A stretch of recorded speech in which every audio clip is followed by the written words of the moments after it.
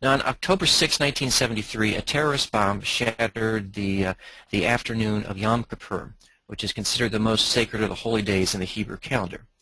A grenade thrown by someone who American newspapers referred to as an Arab guerrilla wounded a soldier and 2 policemen in the Israeli-occupied Gaza City. This was the opening salvo of a massive, coordinated surprise attack on Israel by Egypt and Syria. Their forces crossed the Suez Canal in retaliation for the loss of their land in the Sinai and the Golan Heights during 1967's Six-Day War. Over the next 3 weeks, the world witnessed combat whose intensity rivaled that of World War II, and we can see the subtitle of the book on the screen right now. The subtitle is The Epic Encounter That Transformed the Middle East. But it had political and military ramifications that extended far beyond this epicenter. With Americans helping to arm Israel and the Soviet Union stockpiling weapons in the Arab nations, some speculated that the next world war was imminent. This did not happen, but the events of that day affected the lives of all Americans due to a devastating economic, not a military weapon. Now, the Arab nations retaliated against the West with an oil embargo, which dramatically raised the price of oil and reduced the supply. And this revealed a significant weakness of the United States, one that demonstrated how closely its economy was aligned with the accessibility of oil. Many believe this 1973 confrontation to be the genesis of the so-called 1970s energy crisis. And as we can see, the war reached the cover of Time magazine on October 15th, 1973. Now, at this time, oil represented 43% of all domestic energy usage in the United States. More than 90% of all oil consumed in the eastern half of the United States came from sources abroad.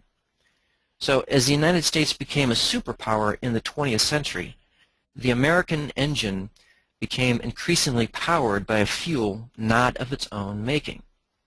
The effects of external control became evident with the onset of the Arab oil embargo.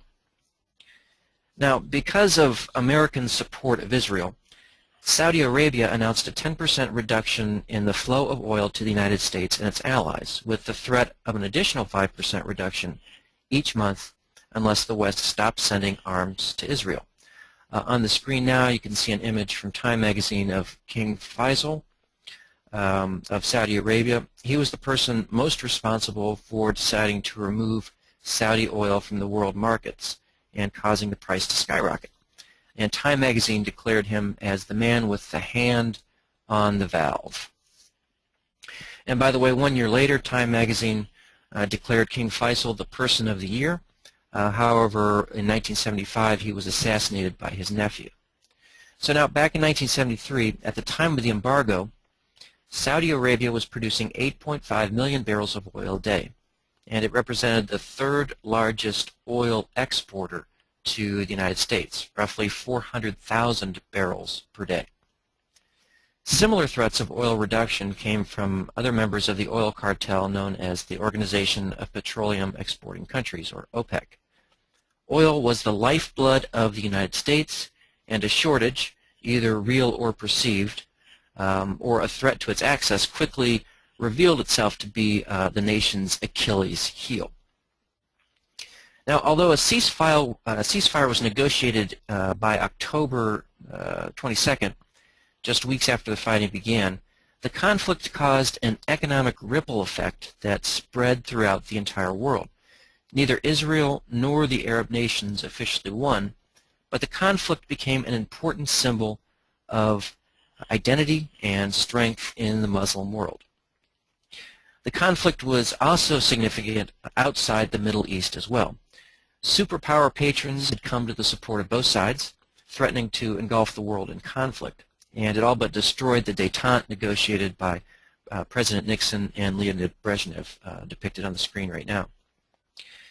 So for the first time, both superpowers had a direct confrontation in the Middle East, and it served to heighten the Cold War's intensity, renewing the United States' perceived urgency to match and surpass all Soviet military capabilities.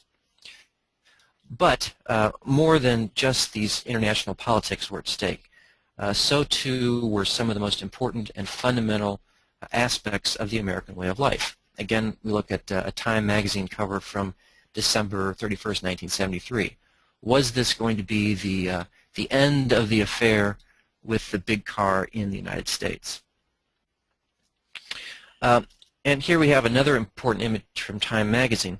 This is from February 1974, just a couple months later, with a tiger representing oil as the mascot of Exxon Oil.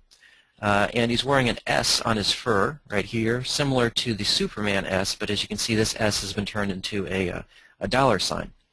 The Arab Sheik over here literally has the tiger by the tail, and the stodgy Westerner on this side is trying to do his best with some pretty archaic technology, a whip and a chair, to try to tame the oil tiger.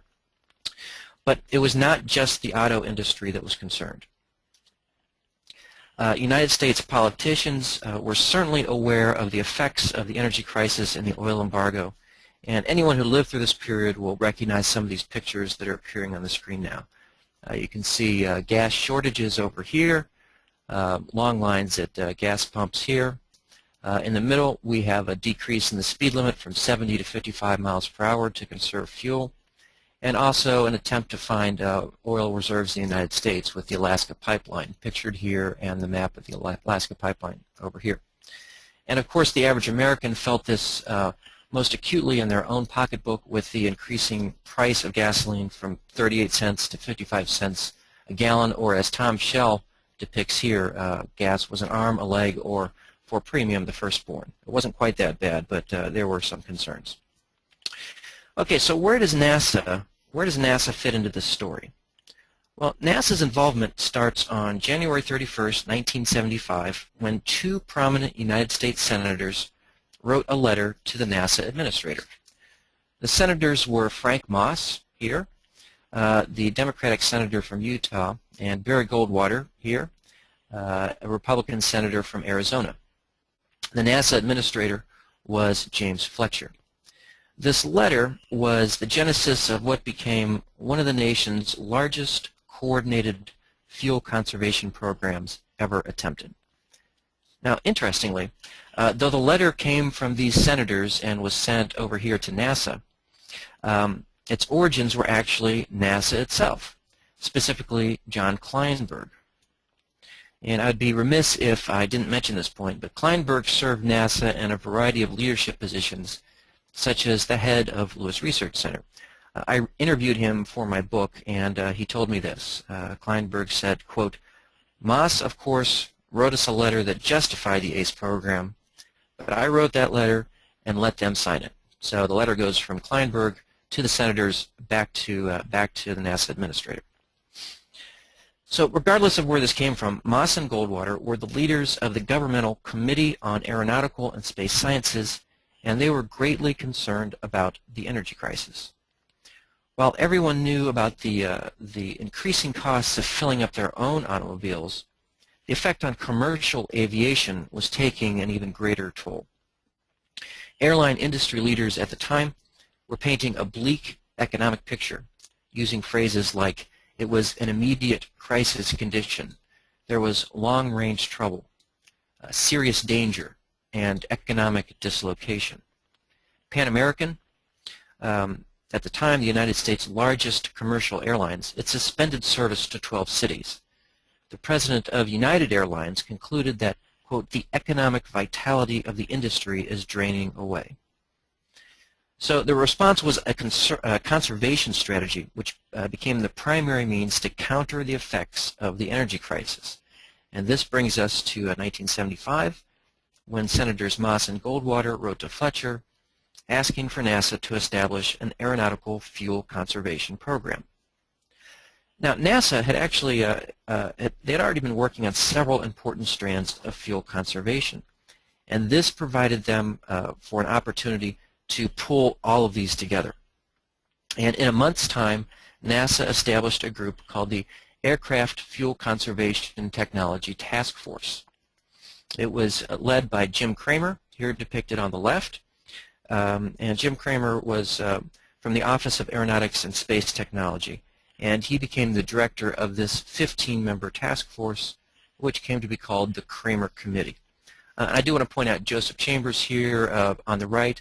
I want to thank him for the work he did with me on this book. He was my liaison at Langley Research Center, helped me gather some photos and reviewed my research, so I appreciate his contributions to this project. So after 6 months, this task force came away with 6 key technology projects for ACE, which were designed to significantly improve aircraft efficiency. However, before they could actually begin working on them, they needed to sell Congress on what was essentially a $500 million idea. The program needed sold because energy conservation was simply not one of NASA's primary goals. Since the development of NACA in 1915 and its transformation to NASA in 1958, the aeronautical emphasis of these two organizations had been how to research and build aircraft that would fly higher, go faster, and travel farther. These were the goals that, once achieved, could be celebrated by the public, developed by industry, and incorporated into future military and commercial aviation endeavors. Despite its importance, fuel economy simply inspired few young engineers to dream big dreams. I mean, imagine for a moment a daring test pilot getting out of this aircraft here, bragging about fuel conservation instead of breaking the sound barrier. This was simply not one of the components of the right stuff, the term made famous by Tom Wolfe. It was first established in Cleveland, Ohio during World War II as an aircraft engine research laboratory, and Lewis became the 3rd laboratory of the National Advisory Committee for Aeronautics, following in the footsteps of Langley in Virginia, of course, and Ames in California. After the launch of Sputnik, this Lewis laboratory focused on a new national priority, which was rocket propulsion research and development. And during this time, most all of its work on air-breathing engines ceased for nearly a decade. But by the 1970s, the return to aircraft engine research coincided with drastic reductions in staff, which were mandated by cuts in NASA's large-scale space programs.